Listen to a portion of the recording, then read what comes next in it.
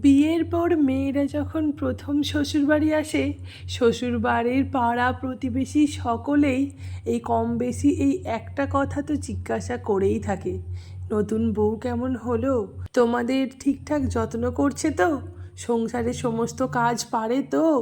সংসারের সমস্ত কাজ কিন্তু করতে দেবে, প্রথম থেকেই না না করবে না, প্রথম থেকেই সমস্ত কাজ করা শেখাবে, না হলে কিন্তু পরে আর করতে চাইবে না।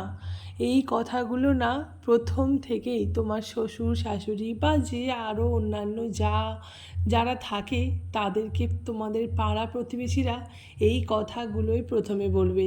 তারা কেউ একবারও জানতে চাইবে না নতুন মেয়ে নতুন পরিবেশে এসেছে, তোমরা তাকে ঠিকঠাক মানিয়ে নিচ্ছ তো, তোমরা তাকে বুঝতে চাইছো তো, তার কোথায় কিছু অসুবিধা হচ্ছে কিনা সেটা দেখেছো। এই কথাটা কিন্তু কেউই জিজ্ঞাসা করে না, কেউই বলে না যে তোমরা তোমাদের বৌমাদের সাথে এটা করবে, কারণ সেও তো একটা অন্য পরিবেশ থেকে এসেছে, তাকে তো এখানে এসে মানিয়ে নিতে সময় লাগবেই, তাই না। তোমরা একটু সাহায্য করবে। উল্টে সবাই এটাই বলবে, এখন থেকে বৌমাকে বেশি মাথায় তুলো না, পরে কিন্তু বিপদ ডেকে আনবে। সংসারের সব বিষয়ে তাকে কথা বলতে দেবে না, তাকে মাথা ঘামাতে দেবে না। তোমরা বাড়ির বড় গুরুজন, তোমরাই সমস্ত সিদ্ধান্ত নেবে। আচ্ছা একটা কথা বলো, যদি তোমরাই তাকে প্রথম থেকেই পর পর বা দূরে সরিয়ে রাখো, তাহলে সে কি করে তোমাদেরকে নিজের কাছে টেনে নেবে?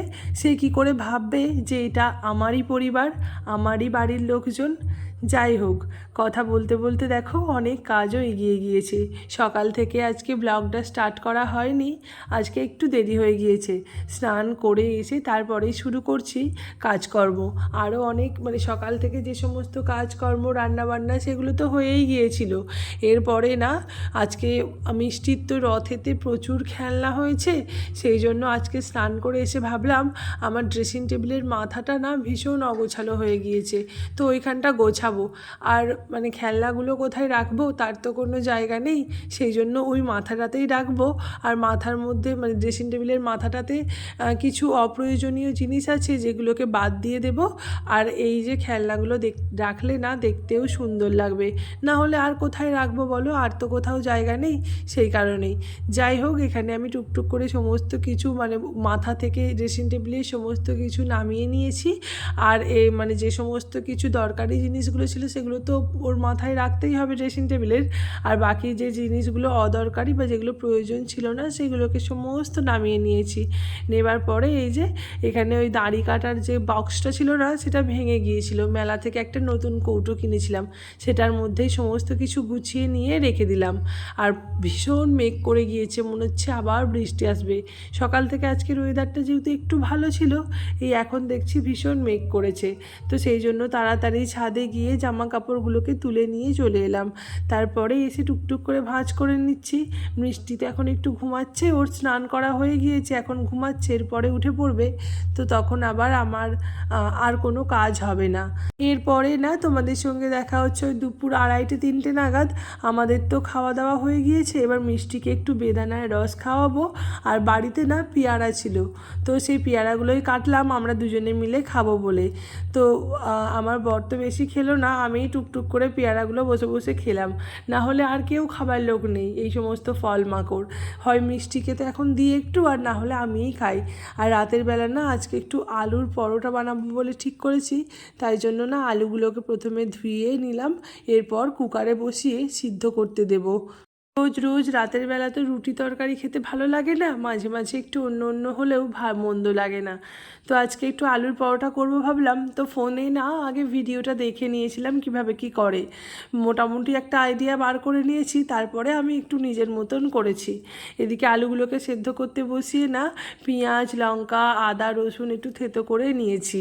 আর এই যে এখন তেলেতে এগুলোকে দিয়ে ভাজতে শুরু করে দিয়েছি। ওদিকে না মা ময়দাটা মাখছে, সঙ্গে ওই আটা মিশিয়ে নিয়েছি আমরা, জানো তো আটা আর ময়দা মিক্সড করে মাখছে। আর সঙ্গে আমি এখানে মশলাগুলো করছি।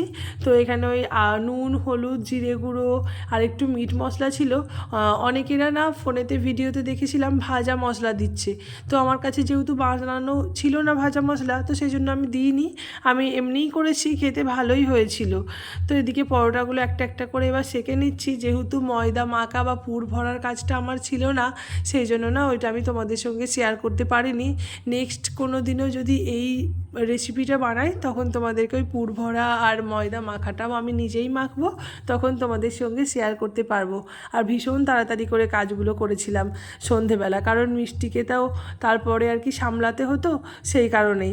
এই যে একটা টুল নিয়েছে, টুলের মধ্যে উঠে বসছে আর ওখানে বসে বসে নাচ করছে। তো এখন ওর সঙ্গে একটুখানি খেলা করছি, তারপরে না ওর খাবারটাকেও রেডি করতে হবে। ঘড়িতে এখন প্রায় 8:45 বাজছে।